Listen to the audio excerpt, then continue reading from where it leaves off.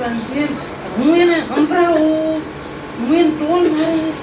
અત્યારે મને આવા ઘણા બધા મારા સગાવાલામાં છે, હું એને સમજાવું કે આજ મેં મારા ઉપર જે આ ભગવાનને કહું છું કે બાબા રામદેવ ઉપર કેસ છે ને, એ મારા સગાવાલા ભગવાને કનેક્શન બધાને કાપી નાખ્યા છે, પછી ઝાંપી લીધા છે. મેં માપી લીધા, પેલા ઝાંપી લ્યો એને, પછી માપી લ્યો ભગવાનને કહું તમે.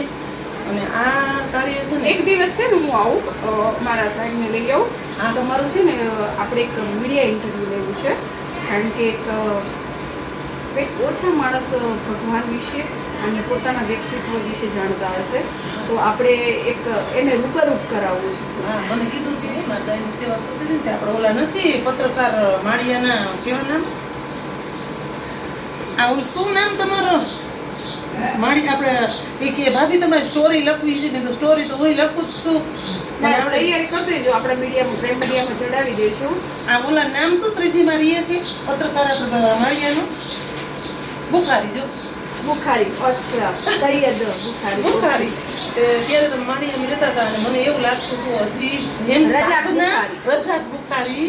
તો આપણી સાધના વધે ને પછી પ્રસાર ને પ્રચાર. શું કામ કે માણસ સુધી પહોંચે.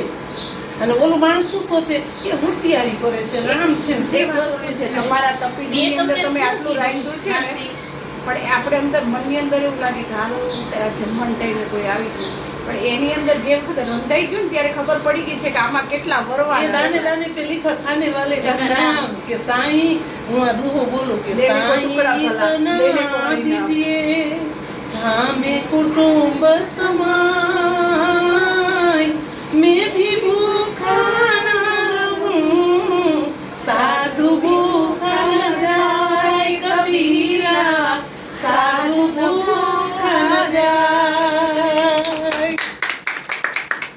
આ છે હયામાં.